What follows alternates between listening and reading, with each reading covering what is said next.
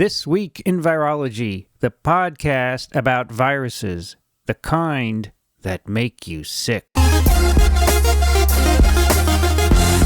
From Microbe TV, this is TWiV, This Week in Virology, episode 1157, recorded on October 4, 2024. I'm Vincent Racaniello, and you're listening to the podcast about viruses. Joining me today from Western Massachusetts, Alan Dove. Good to be here. And here in Western Mass, it is still room temperature and dry outside. That's been our weather for weeks. It's 74 Fahrenheit, 23 C.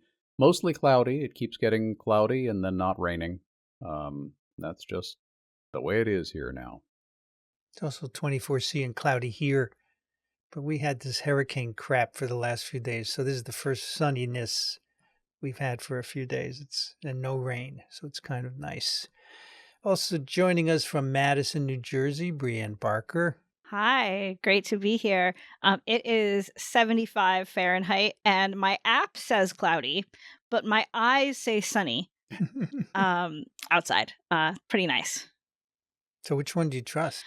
I'm going to go with my eyes. Go with the eyes. Yeah. Okay.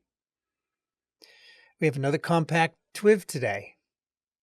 We had one last week. Me, you, and Rich, was it? It was 3 people last week. Don't remember. But they're more nimble. We have fewer people. If you like these discussions, by the way, we would love your support to maintain them. You can contribute. And we have a webpage, microbe.tv/contribute, that outlines different ways you can do that, including mailing a check to the incubator. We always like to receive your checks, but online as well. And Microbe TV is a nonprofit entity, so your contributions are federal U.S. tax deductible. Does anyone send you fun checks? Like with fun patterns? I just remember the first time I got checks, I used to get fun patterns, and now I've never seen those anymore. I haven't seen a fun pattern, and they're mostly plain checks, but people write nice notes, which is always fun. And then we have a board in the office, which where we stick them up, called Love Notes. It's full of love notes from people. It's really nice. Thank us for what we're doing. But they have tapered off lately because I don't know why, but you should mail us. We'd love to get your contributions. The address is at the webpage there. And the post office has fun stamps now, too. A lot of different patterns. I was at the post office shipping something, and the I don't know, something about my look or my attitude or something must have cued the guy behind the counter, and he said, we just got brand new stamps. They're Dungeons and Dragons. I was like, wow, how did you know? Thank you. I will take a sheet of those. So, yeah. That's interesting. So you do play D&D? I used to when I was a kid, back when it was originally the thing. Yeah. I have not caught it in its current wave. A lot has changed in the ensuing time. All right, we have one news item for you. There's an outbreak of Marburg virus disease in Rwanda. We have a WHO situation. As of the end of September, 26 confirmed cases and 8 deaths. It's the first time it's been in Rwanda. And over 70% are healthcare workers from 2 health facilities in Kigali. So that's happening. A person gets it, and then they go to the hospital, and then they transmit it to healthcare workers, because that's the way you transmit it. Really close contact, right? Right. Now, Marburg is not Ebola virus. It's a filovirus, the same family, but it's different. It's different enough that the Ebola vaccine doesn't work for Marburg, unfortunately. It is also less lethal in most cases, though, right? Somewhat. I mean, 8 out of 26. Yeah, I still would not want it. No available treatment or vaccine. And now, originally, two people from Germany had been there, and they went back home, and they were concerned that they had been infected, but they were tested and they're negative. So one of them is a medical student taking care of patients there. So. And did they return to Marburg, Germany? Frankfurt. Frankfurt. Oh, okay. So Marburg, Germany is where the virus was first discovered. It was in 1976. There was a outbreak of hemorrhagic fever, and was tracked to non-human primates that were in a primate facility in Marburg that had been brought in from Africa. And so they had virus in them. And so there is a reservoir. There is a bat reservoir for Marburg. That's really been shown for Marburg definitively. You get infectious virus out of bats, which they've never done for Ebola virus. But no vaccine because there aren't enough cases usually. Right. But I don't know where this one would. I mean, usually it's associated with bushmeat activities. I don't know. Yeah, they don't mention it here. They just sort of say, that most of these folks are healthcare workers, but they don't really mention what is going on with some of the others.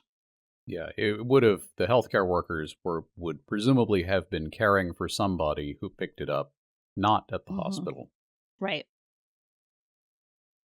So the case fatality rate is between 24 and 88%. Okay. So pretty bad. Yeah. Okay, so that we have an article from WHO and also an article from Politico. Suspected German Marburg virus cases test negative. Hamburg, sorry. So they arrived at Hamburg. I think they flew to Frankfurt, probably.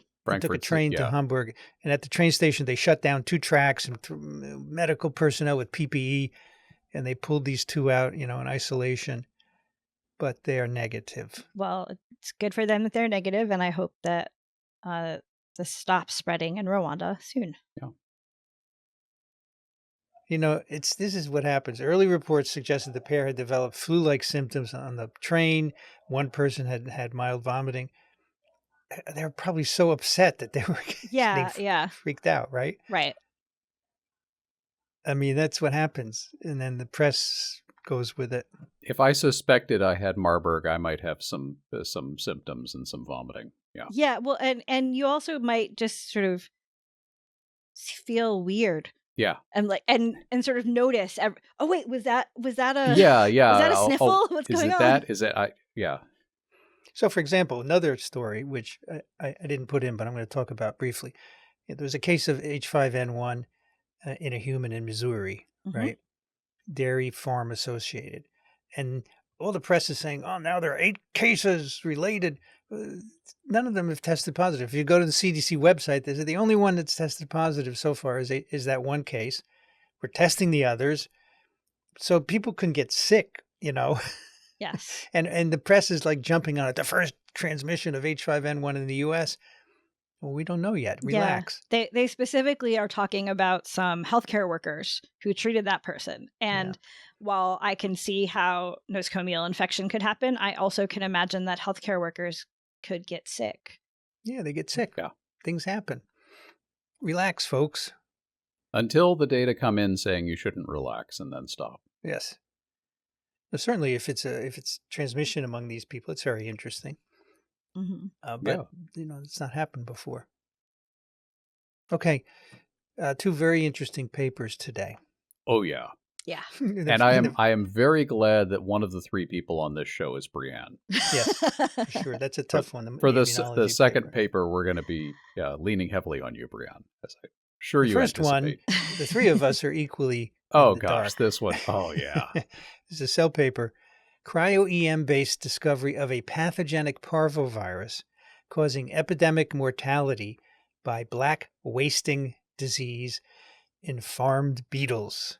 And if black wasting disease in farmed beetles didn't catch your attention, you're listening to the wrong podcast. This is sure great. Got my attention. Fascinating. Judith Penzes, Martin Holmes, Samantha Yost, and Jason Kelber from Rutgers University and Regenex Bio, a company. Yes. 1, 2, 3, 4 authors. Cool. Yeah, four authors and just really cool work. So cryo-electron microscopy, a method for solving structures, they argue has matured to the point where we can do it very quickly from a few virus particles. So maybe it could be used for diagnosis. Let's see. So they have this outbreak of this disease in superworms and mealworms. Zophobos moreo, superworms, and mealworms, Tenebrio molitor. I was talking to Brienne before.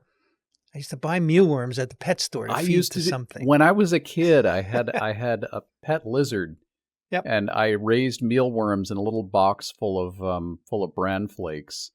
And I got the little larvae from the store, and then of course, as they were living in the bran flakes in my room, they went through their whole life cycle, and so I had little beetles running around. Yep. Yeah. So for anyone who, like me, heard the title or read the title in my case and said, "Who in the world is farming beetles?"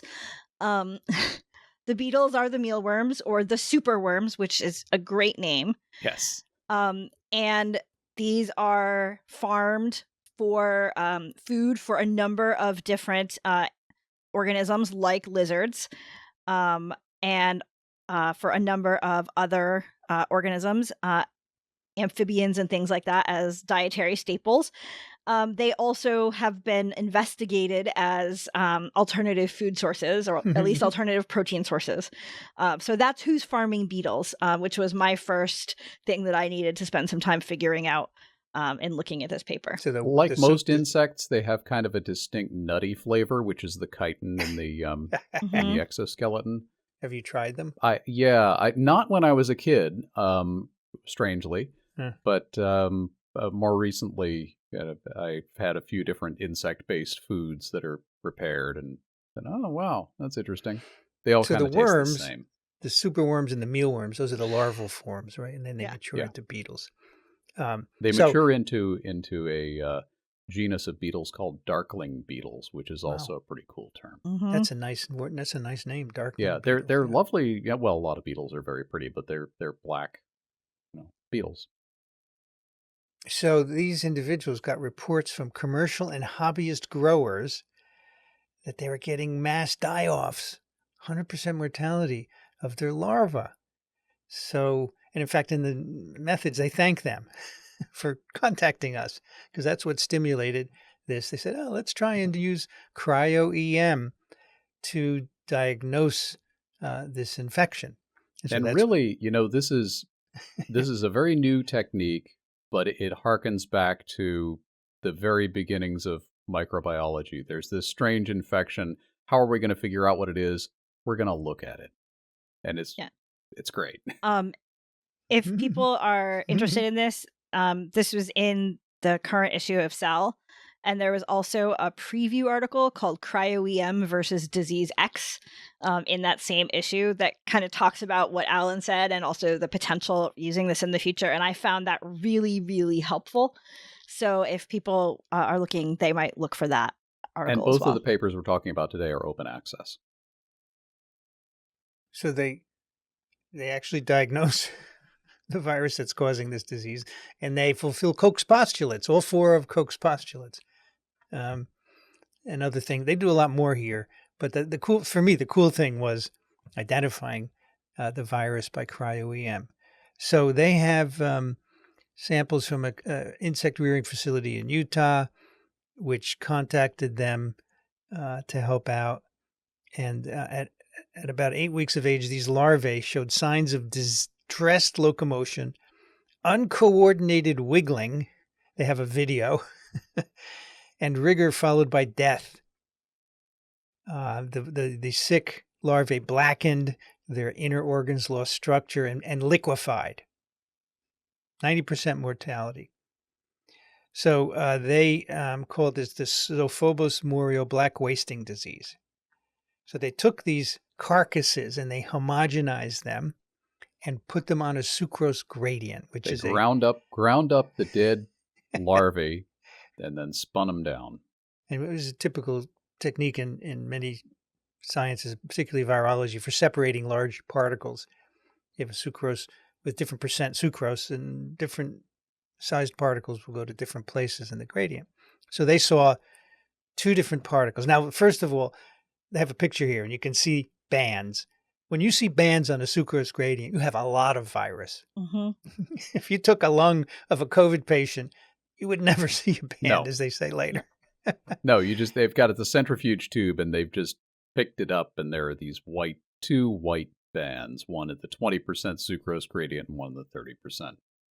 I will admit, I'm still also a little baffled here because part of me still wants to know, how did they decide that it was going to be a virus?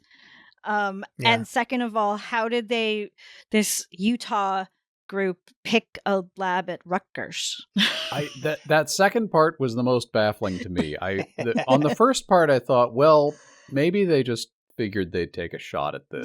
Right. And, there's a lot about this presentation that suggests a virus. The kind of distinct pathology, the liquefaction, that's not normal bacterial stuff to do. It could be fungal, but yeah, I thought maybe, since this is a simple experiment, maybe it was just, hey, let's grind them up, spin them down, and see what happens. Also, you can imagine they took the extracts and just did EM and said, oh, look at all the particles there. Right. That would be pretty easy to do. Anyway, they did cryo-EM on these two particles. One of them is empty. One of them has the genome in it. They turned out to be icosahedral capsids with a triangulation number of 1, which means there's 60 copies of one protein making up the capsid. And they queried structures in the structures database and found homologous structures of parvovirus. This is a parvovirus.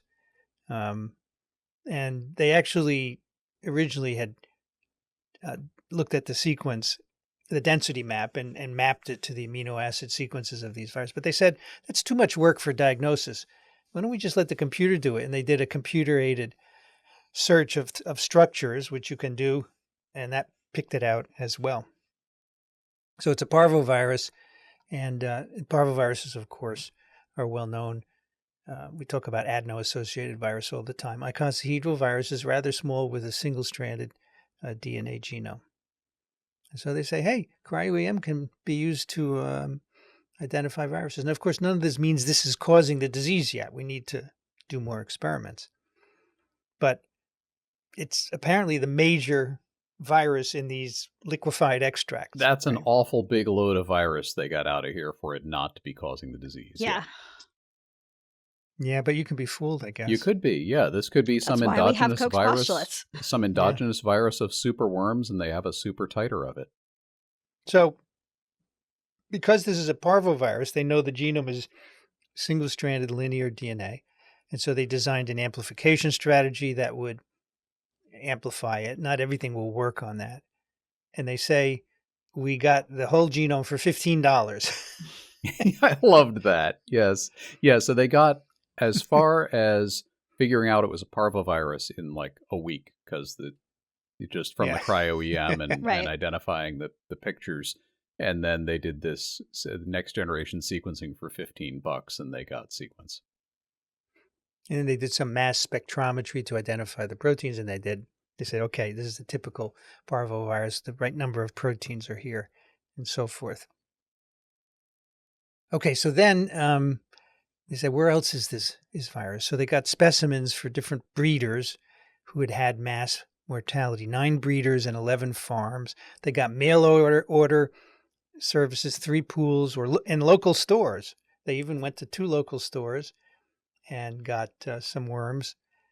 And they developed a PCR assay based on the sequence that they had, and they amplified DNA from these pools. So there's a DNA virus, do DNA amplification. 100% of the pools from breeders with symptomatic larvae were positive.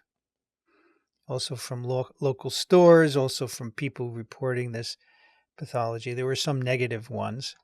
But the virus was only found in symptomatic populations. And they also had one breeder who had an outbreak of this, lost all his worms, culled the colony, bleached everything, and then started over with fresh stock, and those were asymptomatic, which shows that if you do cull the colony and decontaminate, you can get rid of this stuff. Culling and bleaching. Yes, culling and bleaching. So they find the virus only in symptomatic worms, hence the first Koch's postulate is satisfied.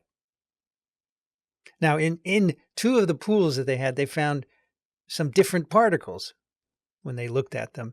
And they did a reconstruction of those, and it turns out to be an IFLA virus, a different kind of virus with a T equals 3 triangulation number. Pseudo T equals 3, which means 3 different proteins making up the subunit, and that would be 180 proteins, so a larger virus. And that one grows less well than the other virus and the parvovirus. So they say this shows us that the limit of detection of this technique, cryo-EM, is at least 2 orders of magnitude below that of the parvovirus abundance. And that's important because the first one was so abundant, you might think, well, okay, it works for that, maybe not for anything else. Yeah, and I guess just to reiterate in case somebody missed it, typically when one does cryo-EM, they will amplify the virus. They'll take a sample, they'll make a purified virus stock, and then do the cryo-EM. And this process was really unique because they just took samples from the beetles and sort of did what they call ex vivo cryo-EM. They just took the sample, they didn't grow it, they didn't sort of do any additional thing, they just went for cryo-EM. So it's good to know what the limit of detection is, but it also is good to think about, well, if we had a human virus, an unknown human virus, could we use the same thing on one of those samples? And we can know that, if it's a whole lot of virus, then yeah, it works. If there's 2 orders of magnitude less, then it works. But would it work in a sort of unknown human virus case? Less certain. How low can we go? Nobody knows yet. So the other, the mealworms, T. molitor, many of the breeders reported they would waste, the worms were wasting, but they didn't die. And so they find a virus in those, a similar virus, the parvovirus, but apparently it causes a mild infection. And so they're going to use this later, kind of like a vaccine in a way. They also find these in different parts of the world. They have metagenomic samples from China, Malaysia, and Europe, from birds, bats, and pangolins, and they find this sequence. And they say, don't worry, it's probably not replicating in these, but they just ate insects, right? They ate worms that were infected, and therefore they have these viruses in them. So it's global. Or they ate adult beetles that were carrying it. Yeah, the adult beetles, right? All right, so then they did some infections because they have to fulfill more of the Koch's postulates, right? We haven't yet shown that this virus is causing the disease. So they take the virus and they give it to 4-week-old Z. morio larvae. Three different ways. They inject it into the fat body. They drip it onto larval cuticles, which they say exploits the naturally cannibalistic tendency of the worm. So in other words, you drip it on the outside of one worm and another one eats it. Oh, no, I thought that was the third one, the feeding blackened carcasses. The third one, yes. Oh, yeah, the third, feeding carcasses. You're dripping it on them. You're hoping it'll absorb through, or they'll maybe get it orally. Yeah, okay. And then the cannibalistic is the dead carcasses you throw in there, and they say, ooh, yum. By the way, because they are called mealworms. So mealworms. The titer, the genome copies per mil in these carcasses is 10 to the 16th genome copies per mil. It's a lot. And these worms develop the same disease, same pathology, right? Uncoordinated wiggling, blackening, and liquefaction and death, which confirms the third postulate, right? You have to isolate the virus, which they did in the first one, from the animals that have the disease. And then you have to put it back in animals and show that they get the same disease. So that's pretty cool. Now we know that this thing is causing the disease. And then they take these animals that they've infected, they pull out the virus that killed them, they sequence it, and they show it's the same virus that they put in.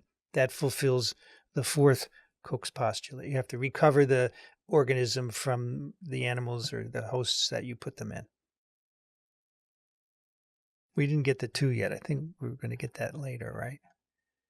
Well, 2 is really about culturing the microbe. Grow it up. But I think they do grow it up. I remember Coke 2 was later on somewhere else. Anyway, it's there somewhere. Okay. Here it is right here. So then they grow it up in pure culture, which they've done for these experiments, right? So they have grown it up. And that's Cook's second postulate. When injected into healthy superworms, it reproduces the symptoms. So 4 postulate, which now Cook's postulates were made many years ago in the 1800s. Mm-hmm.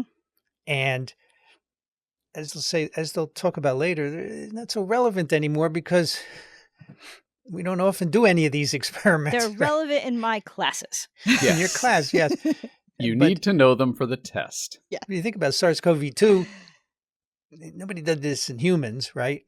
Well, yeah, because ethically you can't do this in humans, though you can in superworms. You can do it in superworms. Or you can say, hey, millions of people have this virus and they have the same illness. That's probably good enough. And then you have animal models that are similar. But anyway, in worms here, this paper, they fulfilled Koch's postulates. So then they want to know, can you cross-protect? We have these virus strains that cause mild disease. If we give those to a worm and then challenge them, what happens? So they'd set up an experiment where they give this Molitor strain, which apparently causes mild illnesses. And then they challenge them with the more virulent strain, the Morio. And if you just give them saline first and then Morio, they all die. But if you give them Molitor and then Morio, 30% survive for a month. And they say one thing that's interesting is that the virulent challenge strain eventually outcompetes the other one. You can't find the other one anymore in the worms, but they're still protected to that extent, 30%. And they say this protective strain persists for 4 months, which is good because usually you sell the worms at 3 months. So you can make sure they don't die before you sell them. And they're going to be eaten within a couple of weeks of shipment anyway, probably. Yeah. Did you ever see your worms, Alan, getting blackened and liquefied? No, not that I recall. I just, I would pick a few out and feed them to the little skink that I had as a pet. What would you have done one morning? You wake up and they're all blackened and liquefied. What would you do? I would have been a little annoyed about that. I mean, I did wake up one morning and the skink was not moving. Reached in and touched it, and it continued to not move. And I realized, well, that was the end of that lizard. But, it lived for a couple of years and, did okay. Frankly, I think you would have done cryo-EM to figure out. But at that time, it would have been difficult to arrange. Yeah. Now, they do have the structure of this new novel virus, and they spend some time talking about the structure. It's interesting just for understanding virus structures. For example, the genome, single-stranded DNA, is more ordered, icosahedrally ordered, than anyone has ever seen in a parvovirus. So normally, when we do structures of particles, virus particles, we don't see the genome because it's not ordered as much. But here it's very ordered, and there are specific interactions with the proteins, which suggests mechanisms of packaging. So that's quite interesting. And they talk a lot about that. But I think that the coolest part about this is just the disease. They've solved this disease agent by cryo-EM, and they fulfilled 4 Koch's postulates. So the cause of superworm liquefaction is ZMBWV.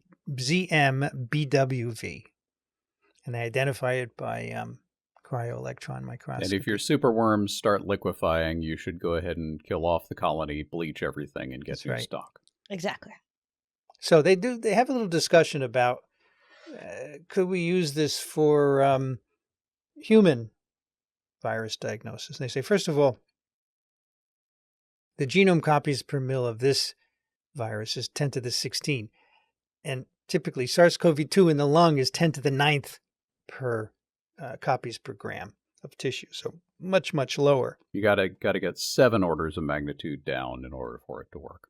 And plus, this is an icosahedrally ordered virus. SARS-CoV-2 is not. So they said it'll be much harder to solve. You're going to need more virus particles to solve the structure for SARS-CoV-2. So, there are ways to work on this. When you get concentrated and so forth, but it's not clear it would be enough to do this. So we're not there yet for diagnosing human infections, but this is a proof of principle. And now that you know this can be done, people will work on it. And But one thing they mention here is they say technologies in development, such as direct cryo-EM of heterogeneous cell lysates. So that's cool. If you just, in this case, they did the sucrose gradient purification, right? But if you could just take the worm extract and do cryo-EM on that and identify the virus, that would save you a lot of time, and it would be very cool, right?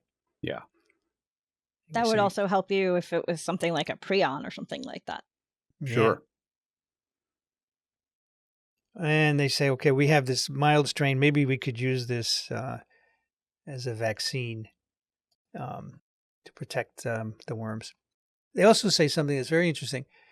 Parvoviruses are notably resistant to alcohol-based sanitizers. Ethanol is not good enough for cleaning your enclosures, okay? You should use bleach. And they say also, when bringing new beetles into a breeding colony, even if you just throw out the ones that look sick, you're going to miss the virus because they can cause asymptomatic infections as well, which is very typical, right, in animal virus world. That's it. Yeah. They say limitations of the study. This is not competitive with deep sequencing. Yes, true.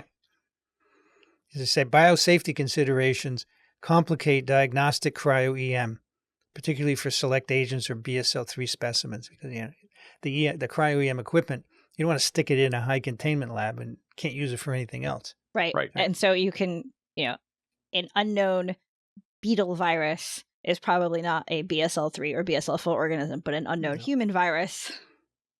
That's right. And then in the acknowledgments, they write, we thank the perspicacious individual who wishes to remain anonymous, who first noted these symptoms in his larvae and sent us specimens for further study. It's too bad you wanted to remain anonymous. You could have been on TWiV. Yeah. And again, back to Brianne's question, why did they pick this particular team? They obviously found the right people, but... I'm just curious. I don't get it. Yeah. And I'm sure the next time somebody's insect colony dies off, these folks will get the call. Mm-hmm. Who are you going to call? Wormbusters. Apparently, Wormbusters at Rutgers. Yes.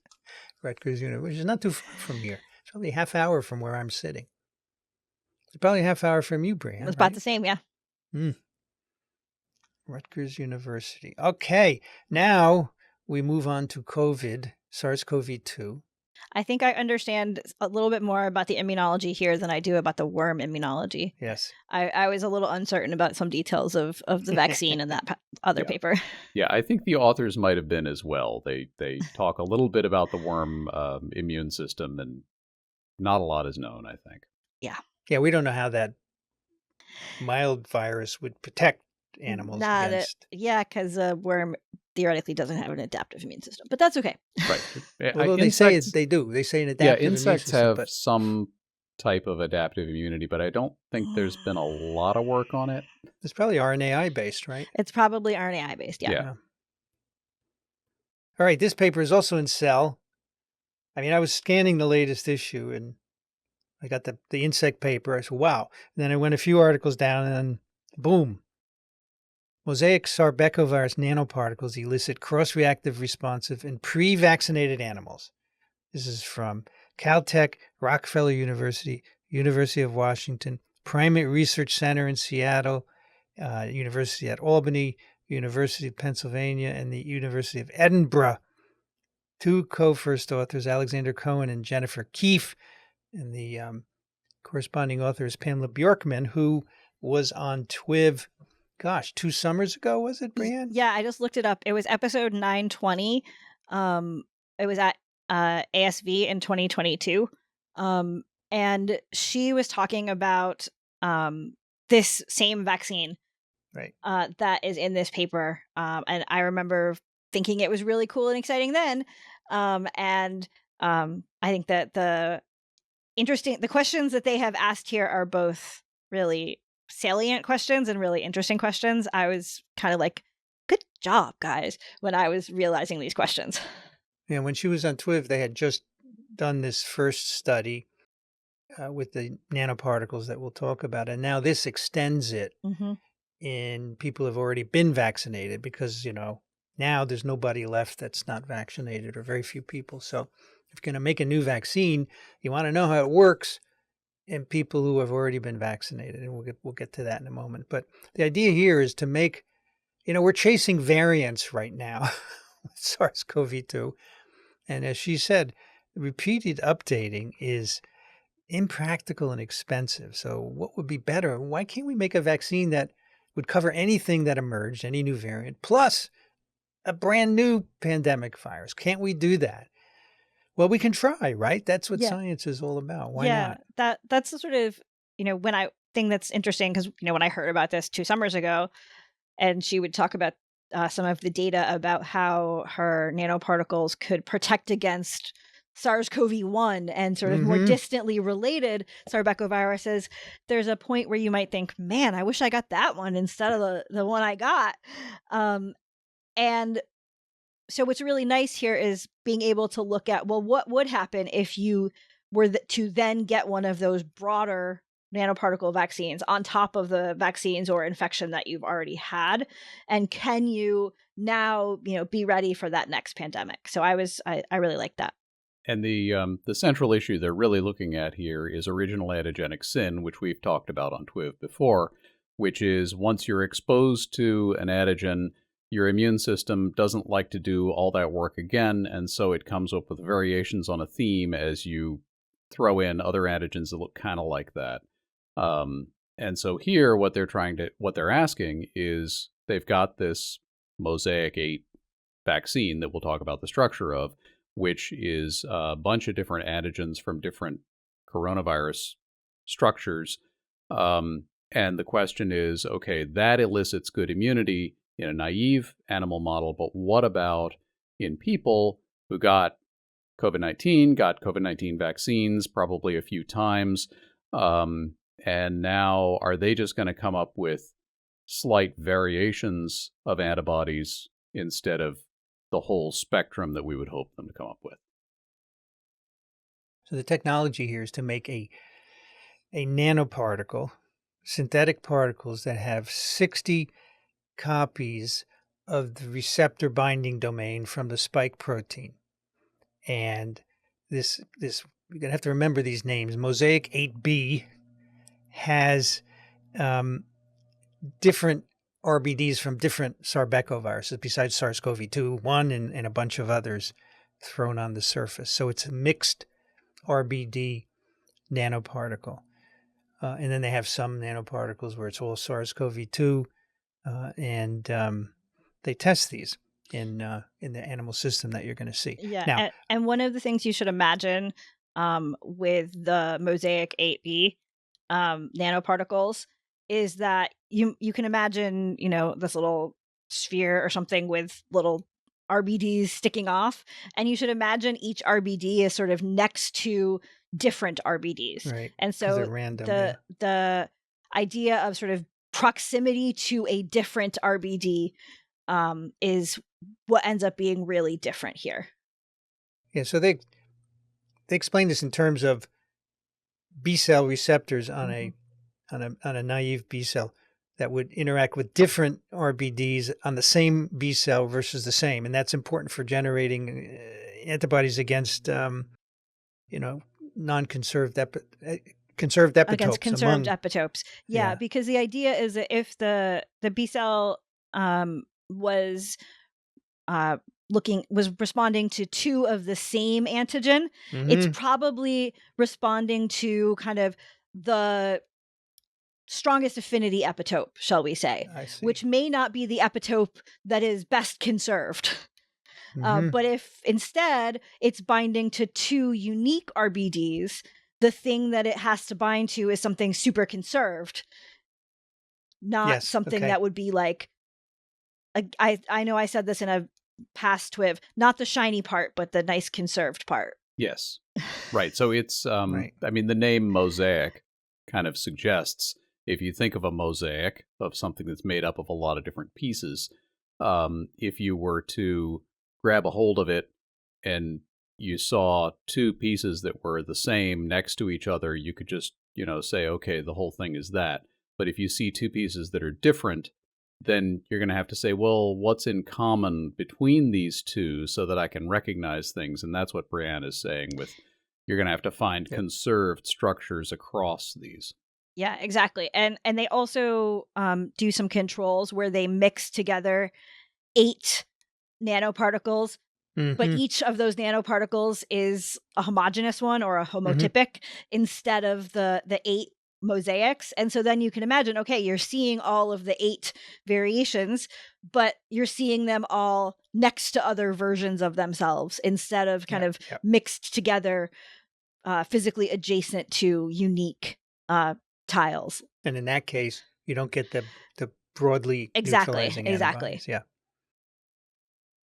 So they had, when Pamela was on TWiV, they had already made these nanoparticles, and they found that indeed, if you make the mixed RBD nanoparticles, you get a really broad neutralizing antibody response, which was good. But here they want to ask, most of the population now is immune. So if we immunize them with these, what are we going to get?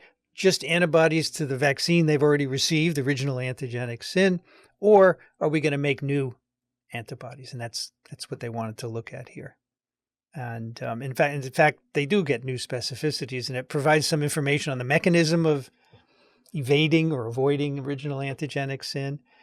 And, the further you get from that first immunogen, which they call antigenic distance or primary addiction. I like that one. Yes. The further you get, the more likely you're going to get new antibodies. Yeah. That's very cool. That idea of sort of antigenic distance was something that Gabriel Victora's lab had shown in another paper previously that they cite here. And I think that other paper that they mentioned was one that really helped me understand kind of original antigenic sin and the sort of biochemistry of antigenic distance and why I had trouble understanding it before that, because I couldn't predict in my head what was enough distance and what wasn't. Yeah. And so I think that whole idea that they're talking about is important. And this group, the Victoria group, has done a lot to further our knowledge of that in immunology. In fact, he's on this paper, so yes. I guess he participated. Yeah. So they make these nanoparticles. So you have the Mosaic 8B, which has the 8 different RBDs in it. Then you have Mosaic 7, which is everything but SARS-CoV-2. And then you have the admix, which, as Brianne mentioned, there are 8 different nanoparticles with 8 different RBDs, but each nanoparticle is homogeneous with respect to the nanoparticle. There's a nice figure 1A that kind of shows a picture. So the idea here is we want to know if previous immunization has any effect. So the first set of experiments were done with non-human primates previously immunized with nucleic acid-based SARS-CoV-2 vaccines. And it's interesting, they couldn't get mRNA vaccines to work with. They mentioned that in the methods. We were unable to get Pfizer or Moderna mRNA vaccines to work with, so they made their own, essentially, which is fine because it's different, as you will see. So they immunized the non-human primates with these mRNA vaccines, and then later they give them the mosaics. Much later. So they do these immunizations up to a year before the exposure to the mosaics, because what they're trying to do is mimic the kind of antigenic experience that people in the population are likely to have, where you got your original COVID-19 shot and your booster, and then you probably got a follow-up, and maybe you got vaccinated again a couple of years after that when you got boosted again, or you got infected. So they really are trying to come as close as they can to what you'd see in the population. They get two nanoparticle immunizations at 8 weeks apart. But by the way, this is a big piece of work here. As you can see, there's a lot more parts to it, and it's expensive. This is an expensive study. Yeah. But, if you want to make something new in the COVID vaccine arena, you have to do a lot of studies. And this is not the end here. This is not going to go into people yet at the end. Anyway, so after this, they do ELISAs and neutralization to look at the serum antibody. And they find basically that when you give NHPs that have mRNA vaccines, these nanoparticles, the Mosaic 8B in particular, gives you diverse binding and neutralizing antibodies.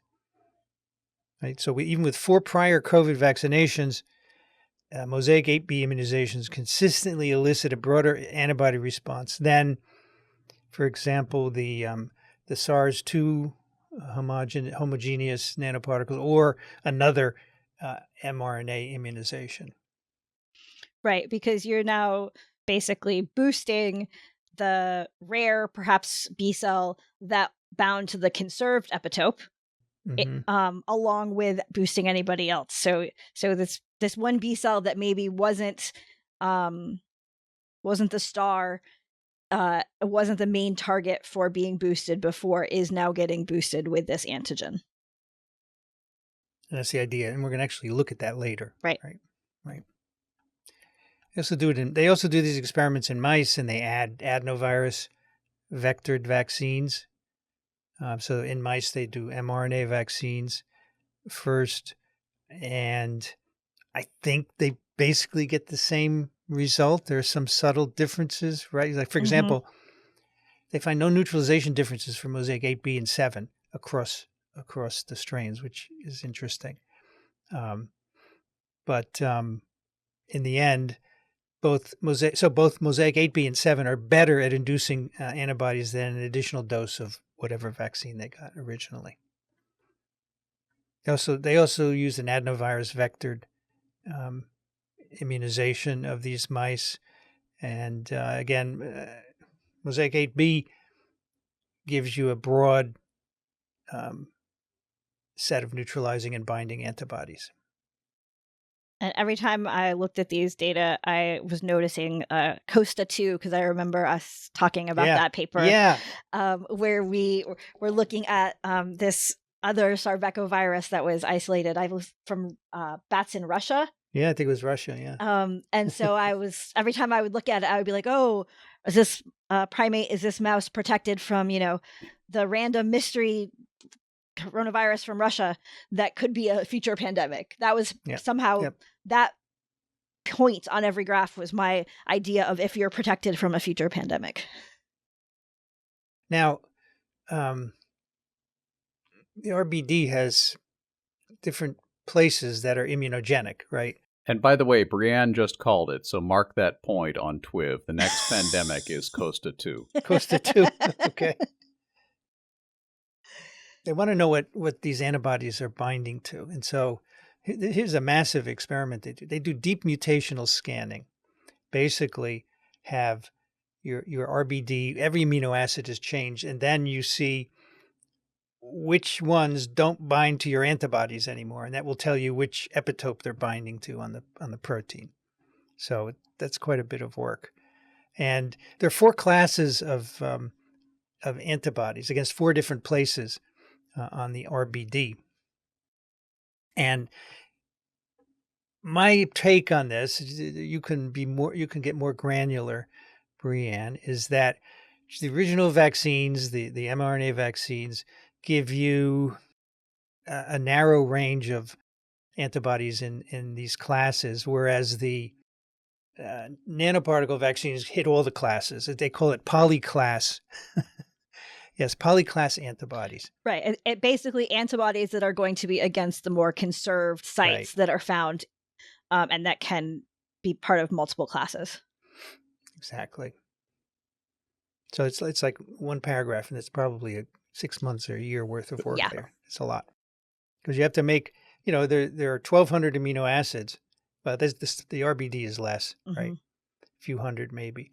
And you change every amino acid, then you have to react your antisera with all of them.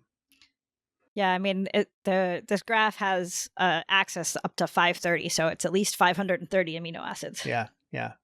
It's a lot. Okay, so what antibodies are being made? Are they recall antibodies? Are they all from original primed B cells, or are there some new ones? And the only way you can do that is using these cool mice from Gabriel Victoria, which they're called fate mapping mice, where you can basically tag the antibodies so that you can tell they have either a strep tag, or what was the other? A flag tag. The other one's a flag tag. And one is the original B cell, and then the other is a new one. Mm-hmm. Right? Yeah. So basically you sort of treat at a certain time with a drug, and all of the B cells that have previously responded at that time get a mark. And so then you might have, given a vaccine, then you mark all of the B cells who have previously responded, and they are marked, as are all of their progeny. And then you can look at the B cells who are responding and say, are they new B cells, or are they progeny of those previous responders? Are they Sneetches with or without stars? Yes.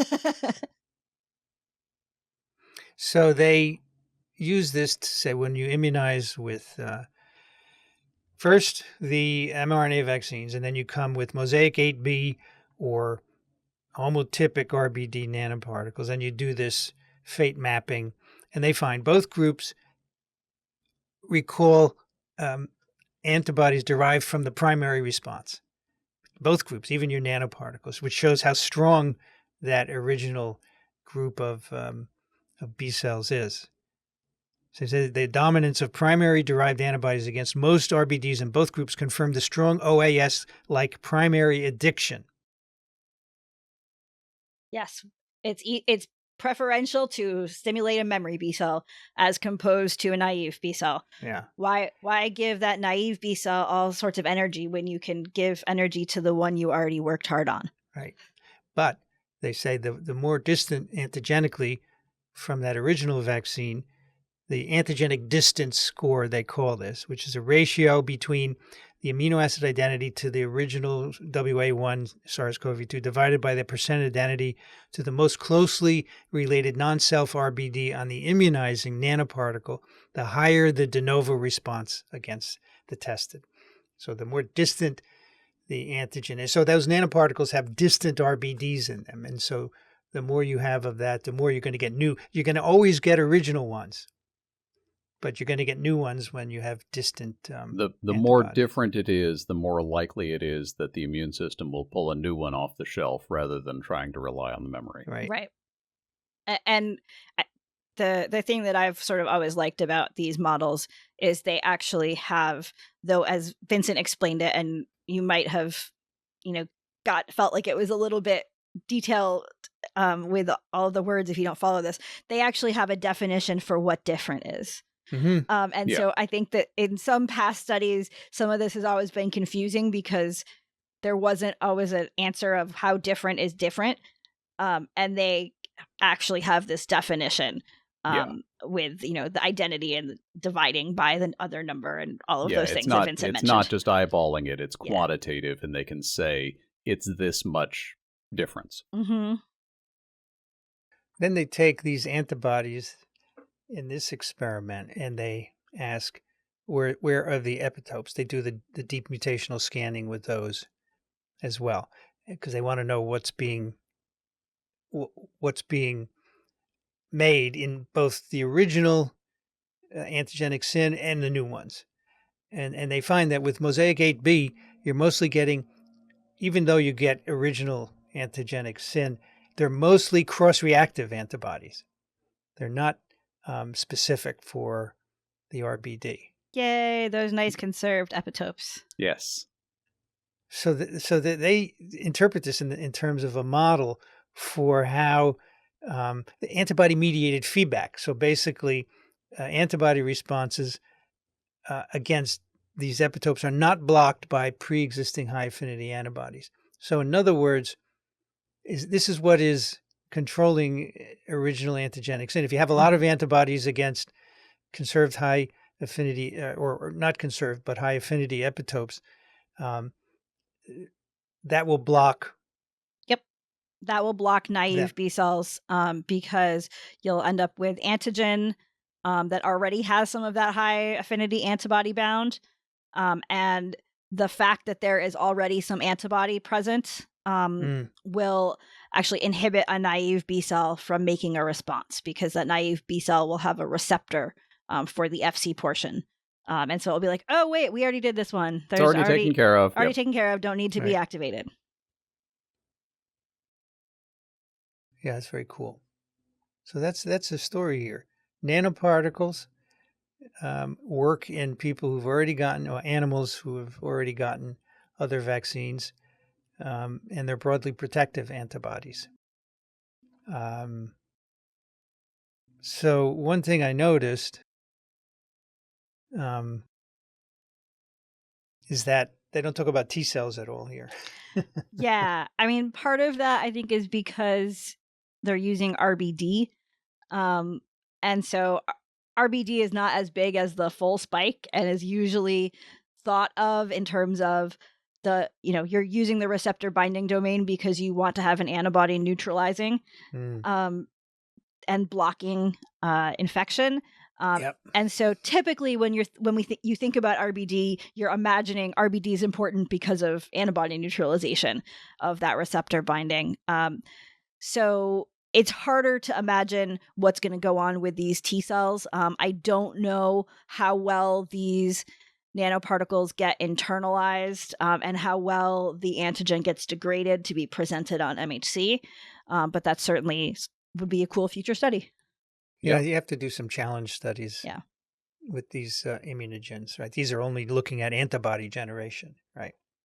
Which is important because you have to know if you can make antibodies against these non-conserved sites. But now you have to ask, do they protect against disease, right? Right. I know that you mentioned the paper that you did on TWiV, I think it was, about parasite infection influencing antibody versus T cell responses in SARS-CoV-2. And I don't remember enough details of that, but I'd want to go back and look and see, that in that paper, it was sort of, you were getting, I believe, B cells or antibodies without T cells, but it could be wrong. So the worms interfered with antibody production. Okay.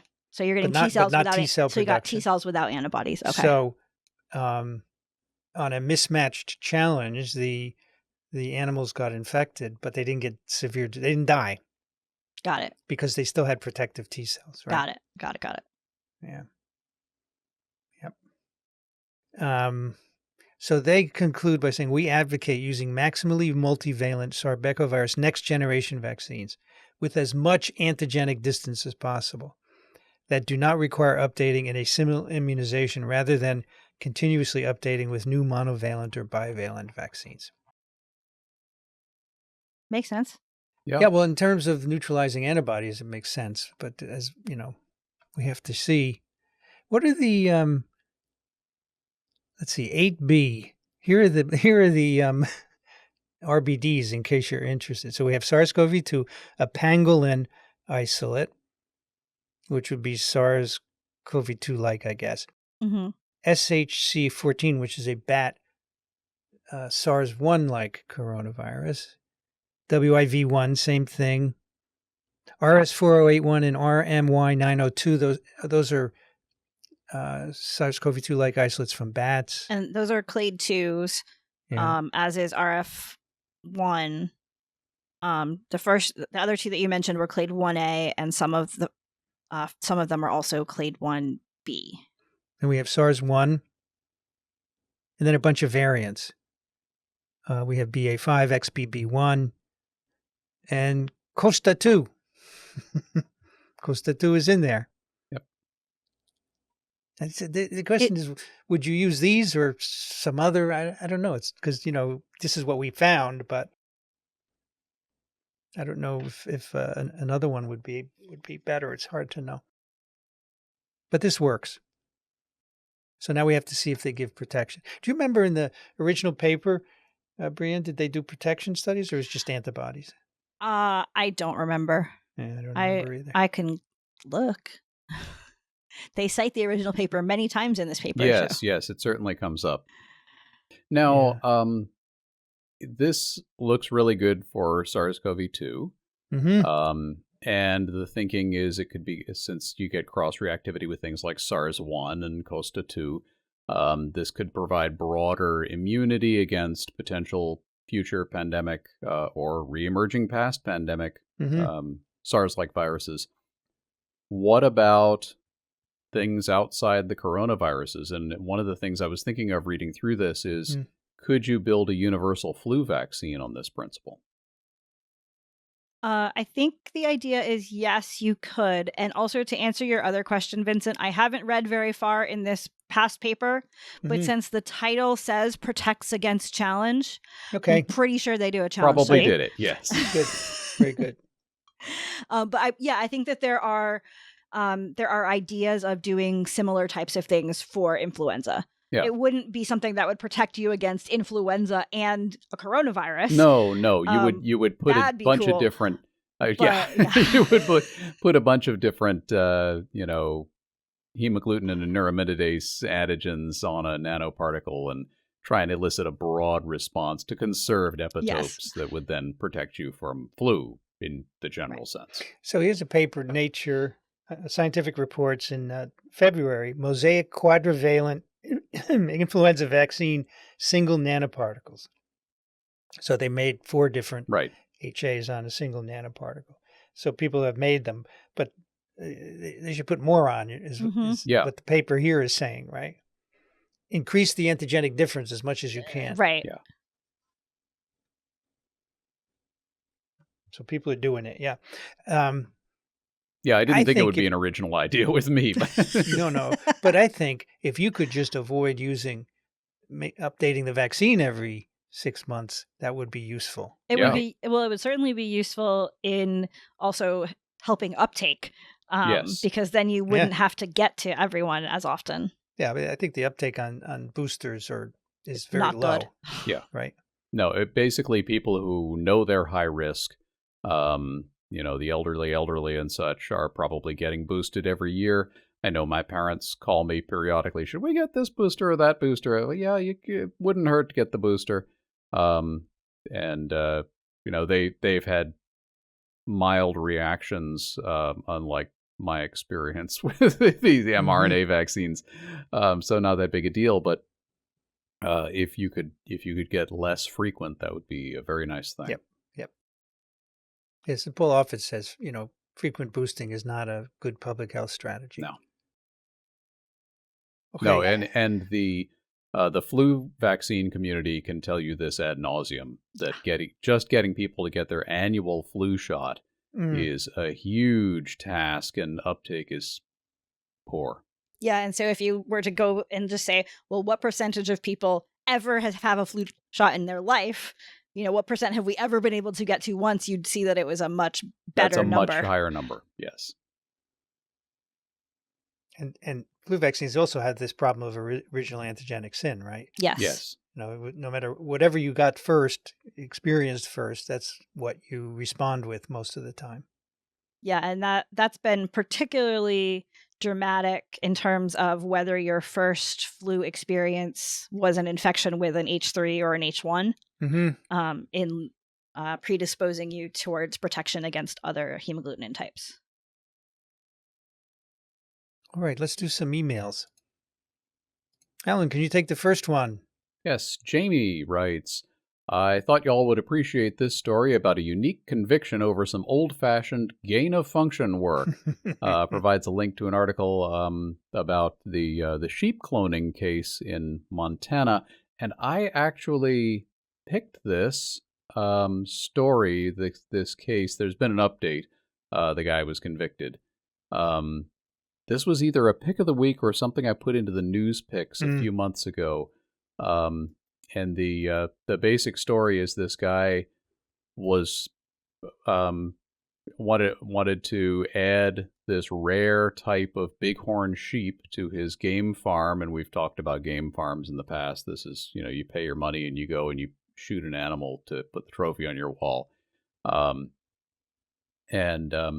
This particular sheep that he wanted is a rare bighorn sheep found in Central Europe or Kyrgyzstan. Kyrgyzstan. And so he wanted to clone these and put them on his ranch and make them available to people to shoot, in confined facilities. And he got pretty far with it. And they apparently somebody noticed something about his shopping patterns and said, something's going on here. And he's because these sheep are endangered, in order to get the DNA from them, he was having to import materials from them, and that is illegal. And so that's we don't have specific laws against cloning them, but because you have to start with material from them, and the material from them is illegal, that you can get busted for. So it says in the article that he made them more something bigger and stronger. Yeah. He just bred them to do that, right? Yeah, he started with some cloned material and then used a breeding program to try and make them. Okay, so that's beefy. The gain of function, where he added some property to the sheep, right? Right. But the original sin here is importing the parts to clone from. It's interesting that I was reading this. The judge said, you're an old guy. I don't want to put you in jail for a long time. Yeah, the guy's 81 years old. But I don't want people to do this, all right? Right. So he has some program where he doesn't have to stay in jail. He just has to do some work. Yeah. It's just, I mean, I understand it's illegal to bring this stuff in. But the guy, I don't know if the guy understood that. Maybe he did. I don't know. I think he probably knew that what he was doing was not strictly above board. Yeah. Isn't it weird that you have to go to a trial to convict you of this? Well, no. I mean, that's totally how the legal system works. And certainly when he was importing the material from these endangered sheep, he had to have known that he was breaking the law. Yeah. Yeah. That's not the kind of thing where you click on the Amazon link and it arrives the next day with free shipping. Let's say if you come into the U.S. from some country and you bring some meat, which you're not supposed to bring, and they catch you at the airport, they're just are they going to put you on trial? Or well, the thing is, what he broke is actually a law that's international by agreement, the Convention on International Trade in Endangered Species Sites. So in fact, even if you are coming from a country where these sheep are abundant or relatively abundant, you would still be breaking the law by taking them. Like when there's an alligator hunting season in Florida, and Florida has no shortage of alligators, but they are sites regulated. And when you take an alligator in Florida, you have to do the paperwork to tag it as a legally taken thing in order to take Yeah. Plus, if they caught you with some meat at the airport, one thing they can do is take the meat and destroy it. If you have a whole farm, it's a little harder to take it and destroy everything. Okay. Brianne, can you take the next one? Matt writes, TWiV crew. Well, this story is relevant to many of the microbe TV programs. There appears to be some unknown and uncontrolled factor in agar that occasionally ruins experiments. And he gives us a link to an Atlantic article. And then he says, apologies for sending a paywalled article. Here's a link to the paper in Science that they reference. And I hadn't seen this until this article, or this was in the letter, and I think this is absolutely fascinating. And I now know that what I'm going to blame all failed experiments on, even if they didn't have agar on them. Yeah, I saw this. I saw the news about this. In fact, I think I saw the Science article originally when it came out, and it was a little while ago. Came into my news feeds. And it's a fascinating problem because there are many, many, many suppliers of agar. You can get it from all sorts of lab supply places and food supply places. But as is often the case with supply chains, they are all really rebranding the stuff from a couple of suppliers. So it's really not produced in that many places. And companies are not very forthcoming about what their sources are, so it's kind of hard to trace where this contamination came from. But it's a natural product. Yeah. And so ultimately, there's not the level of control over it that you would have with something like a purified fine chemical. And something's getting into it that's killing off cells. And no one knows what it is. Nobody's been able to figure out what the thing is. Yeah. Well, we use agar for plaque assays of viruses, and sometimes you have to try agar from different manufacturers for your particular virus. It doesn't work with one. For example, rhinovirus 1A would not work with any agar, and we had to use what's called type 7 agarose, which is a highly purified preparation, which for a small bottle was like $500, but the plaques formed. So they're obviously inhibitors in the other preps. Yeah, they mentioned that washing the agar seems to resolve the issue. So they think it's water soluble, and they think it's probably not protein since it survives autoclaving. Yeah. And it is most likely some pollutant in the waters where the seaweed is being harvested for the agar. And until somebody at the distributors traces that back and figures out what it is, which they don't have a lot of motivation to do because this stuff doesn't always do this. Yeah. Right.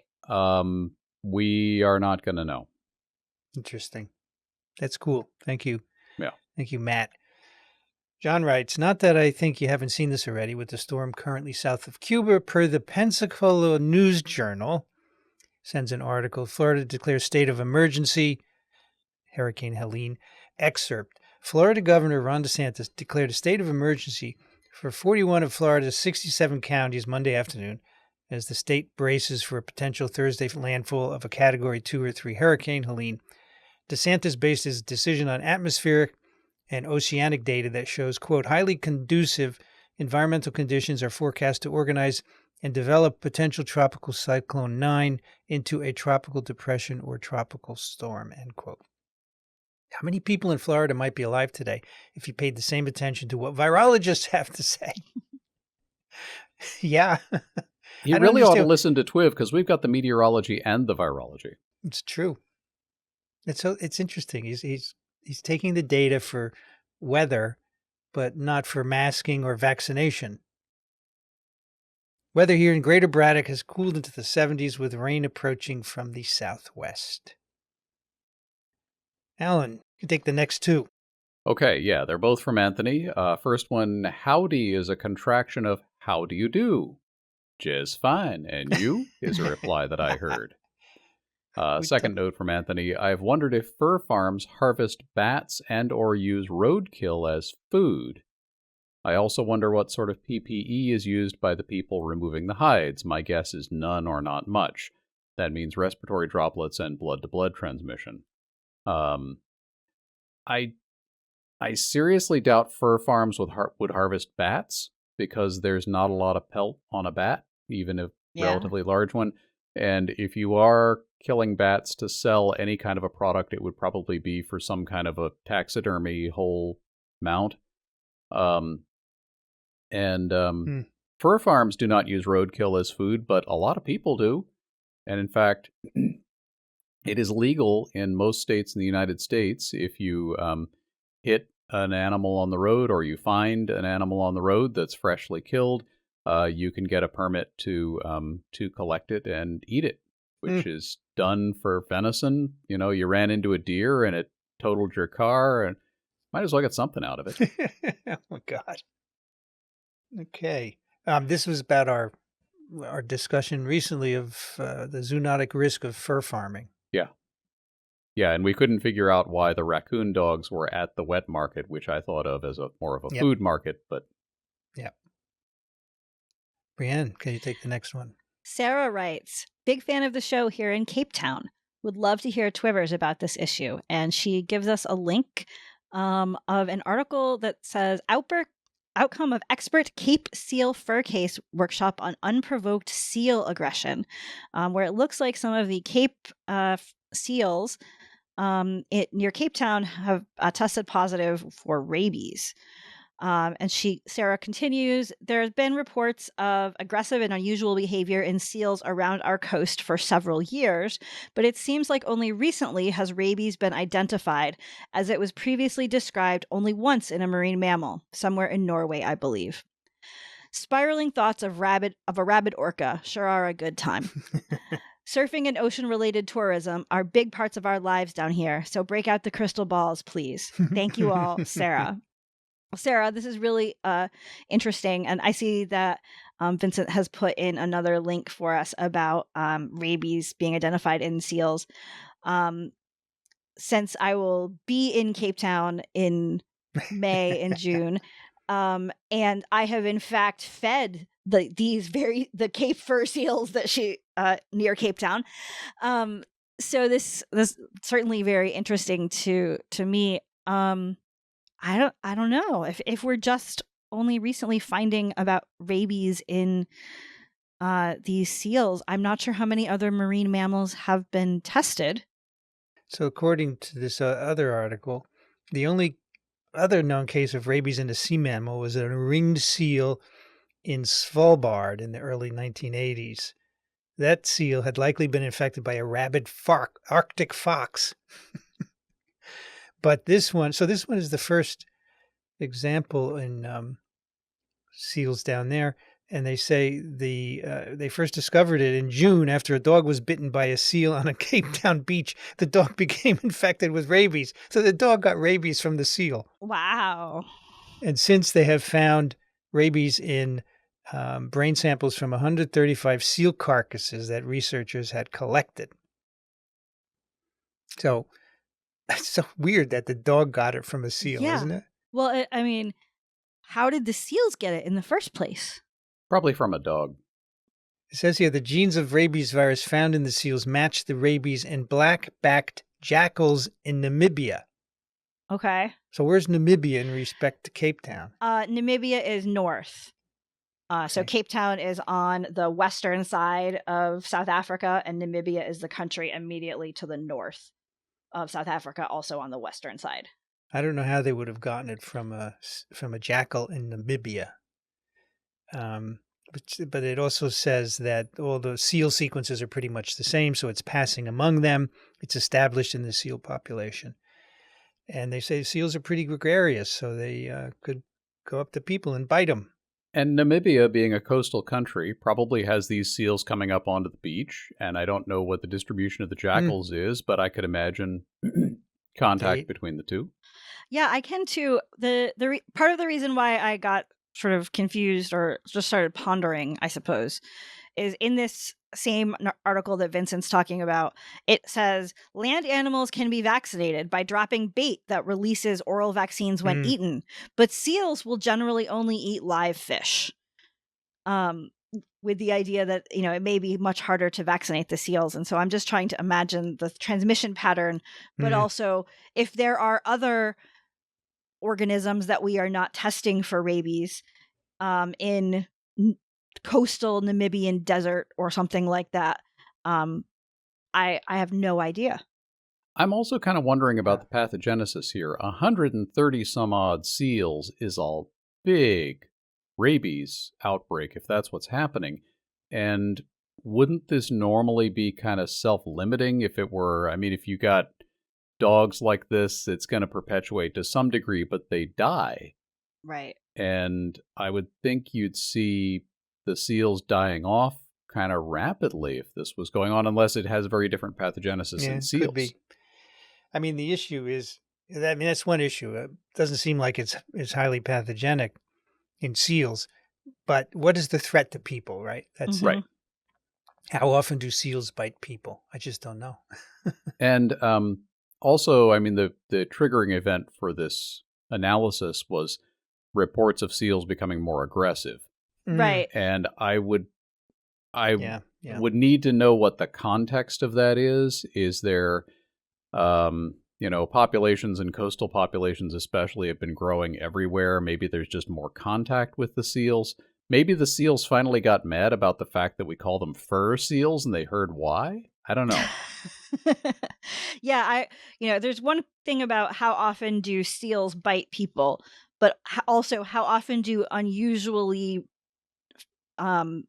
vicious seals bite people? Yeah. How often is this, like, just because the people were being jerks, or is it the seals coming up after them? Don't know. Interesting issue. Thank you, Sarah. And one more from Blaine. Hello, TWiV professors. Thank you for presenting the work of scientists with years of study and experience to counter the inventions of people whose experiences in blogging and podcasting. I have made use of your knowledge in many discussions with people whose views stem from the blogs, etc. I don't think I convinced them, but those people never trouble me with the bloggers' stories again. Regarding the discussion on episode 1131 on renaming the tiny little particles we breathe, cough, and sneeze out, formerly known as aerosols, and all the confusion stemming therefrom, I would like to submit a listener's pick of the week of the following article from the NIH. It is particle sizes of infectious aerosols, implications for infection control. It was published in 2020 and references studies back to 2004 on transmission of tuberculosis and includes cystic fibrosis and influenza. The data includes how infectious the aerosols are. It was probably one of the bases for the 2-meter spacing and mask specifications of the time. I'm an engineer and thus have worked with aerosols for a long time. The term aerosol actually refers to the gas medium and the particles in it as a system. There are a lot of studies of inorganic aerosols in air, of everything from forest fire smoke to Sahara desert dust to acid solution droplets. Unfortunately, when you ask an engineer to control aerosol particulates, the first question you'll be asked is, what size are the particles? Particles over 50 micrometers can be removed by a surgical mask. 10 microns to 50 microns are controlled by an N95 mesh. Below 10 microns, you need to wear an air purifying respirator, one of those big rubber things with the replaceable filter cartridges.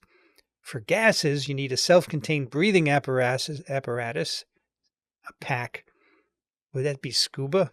Yeah, scuba or firefighters wear these. Oh, well, underwater would be scuba. Underwater would be scuba because that's the underwater part. Over my career, I've worn them all, which is why masking up for COVID was no big deal for me. I'm not sure why there needs to be new nomenclature for particles in air, but it won't affect the physical requirements for control of the spread of a respiratory virus. Keep up the good work, Blaine. Thank you very much. Appreciate it.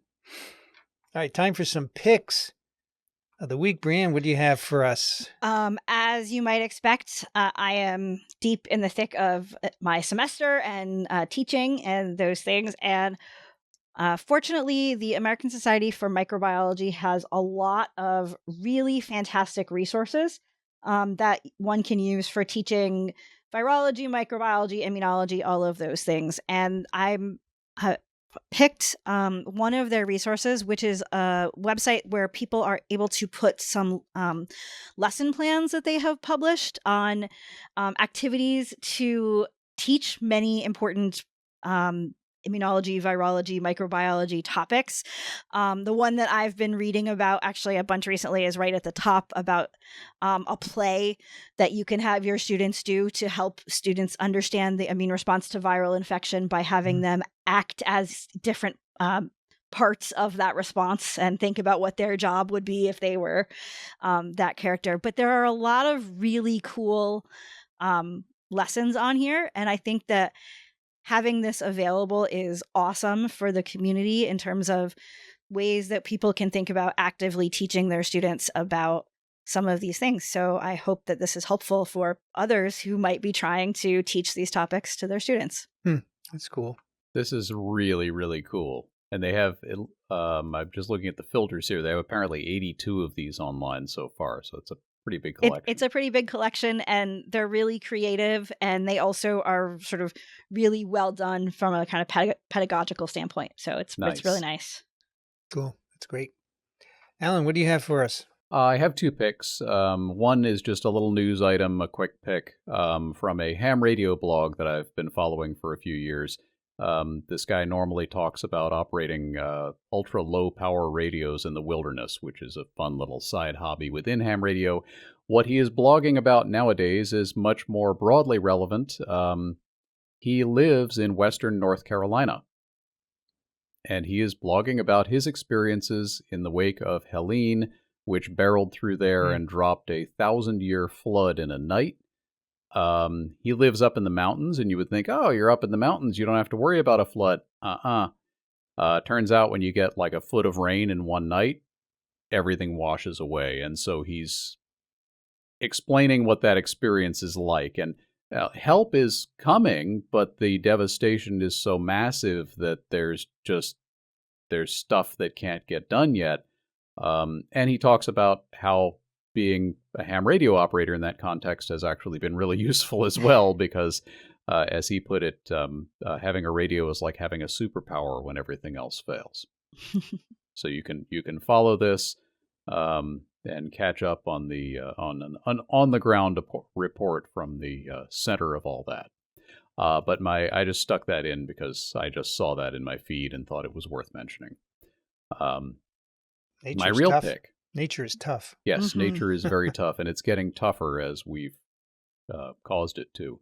My real pick is a book that I just recently finished reading. It's called A City on Mars by Kelly and Zach Weinersmith. Kelly is a biologist, Zach is a cartoonist, and it turns out to be a great combo for a book like this. It is a nonfiction analysis of space settlement. And the subtitle is, Can We Settle Space? Should We Settle Space? And have we really thought this through? And it's this could be a very dry subject, but this is a ripping good read. I finished it in basically 2 sittings. It helps that Zach's cartoons intersperse the text and illustrate a lot of the concepts in not only memorable but often hilarious ways. And that the two of them together, I don't know who did most of the writing, but the writing is really good. You will learn about so many interesting topics related to space and related to human biology and physics, and it's just a lot of fun. The answer to the final question in the subtitle, have we really thought this through, is, I would say at this point, an emphatic no. So despite the massive amount of hype that, we're going to build a city on Mars in 20 years kind of stuff is getting these days online, it turns out nobody, even the really diehard space promoters, nobody has really done the basic research we need to do to answer some really fundamental questions like, can people even survive for a long period of time off Earth? What happens if you have all these things, all these space settlement ideas have the idea that people would live there permanently and like for generations. What happens if humans reproduce in an alternate gravity regime? Like Mars has less gravity, the moon has significantly less gravity. Can you give birth in that environment? If the child's born and raised in that environment, could they ever return to Earth? Or would the gravity kill them? Just really fundamental stuff, and it's fascinating reading about, and I really, really highly recommend this book. So just in the time that you've been talking about it, I have added it to my cart because that sounds awesome. I feel like, some science fiction writers have discussed some of these things, but I'm psyched to read. Yeah. And you will learn things about the space program that you never even thought to wonder about that are often just bizarre. I'm so excited you're telling me about this right before I have a long weekend. Good. That's cool. All right, my pick is a little article in Nature called How to Win a Nobel Prize. They basically went through all the previous winners and they put the data there for you. So you just go to the website, then you start to scroll down. So 3 scientific fields since 1901, 346 prizes, 646 winners. So what are they like? And in these graphics, as you scroll down, each little dot is a Nobel laureate. 5 people have gone on to win a second prize, for example. And they show that. And then they talk about when in your life is the best time? Well, 54. Yes. The average age of all laureates is 58. The youngest winner was 25. But they're getting older in recent years. The oldest was John Goodenough at 97. Lithium-ion batteries. Cool. Yeah, they give a distribution of the ages, you can see here. And you should be a man because there aren't many women, although physiology or medicine is your best bet if you are a woman. Very few dots here. But if you're female, your chances have improved. In the entire 20th century, only 11 prizes were awarded to women. Since 2000, women have got another 15. And on and on. So it's very, very interesting statistics. It also helps to be an American and to have done your graduate or other training work in the lab of somebody who had won a Nobel. Yep. That didn't help me. No, right. Not yet. Hey, okay. There's time. It's okay. Hey, my mentor's mentor won a Nobel. That might help. They actually mapped the network. Exactly. And I'm not 54 yet, so I got time. Hey, there you go. You're good to go. We had a couple of listeners' picks. We had one from Blaine, the aerosol article from NIH, and then we have one from Laura. Dear TWiV team, I'm sending this listener pick, which I think Alan in particular might enjoy. Thanks for all you do. I'm a devoted listener and recently retired professor whose career focused quite a bit on communicating science and tech to non-expert audiences. And so she sends The Science of Public Communication from the Chronicle of Higher Education. It's an article there. Let's have a look. Sciences ramp up public engagement to combat misinformation. Yep. So that's a nice article at... Looks like it might be at Inside Higher Ed. Inside Higher Ed. That's right. And then the peer-reviewed article by Ben Ryan, which is mentioned in the article, is in Neuroscience, Making Science Education More Accessible, a case study of TikTok's utility as a science communication tool. Here you go. That's cool. Those are cool. I definitely am excited to read those. Laura is a professor emerita at the University of Minnesota. That'll do it for TWiV 1157. You can find show notes at microbe.tv/TWiV. Questions, comments, picks. We love your picks. TWiV at microbe.tv. And if you enjoy these programs, please consider supporting us. microbe.tv/contribute. Alan Dove is at turbidplaque.com, alandove.com. Thank you, Alan. Thank you. It's always a pleasure. Brianne Barker is at Drew University, BioProf Barker on Blue Sky. Thanks, Brianne. Thanks. I learned a lot, especially about superworms. Superworms. I'm Vincent Racaniello. You can find me at microbe.tv.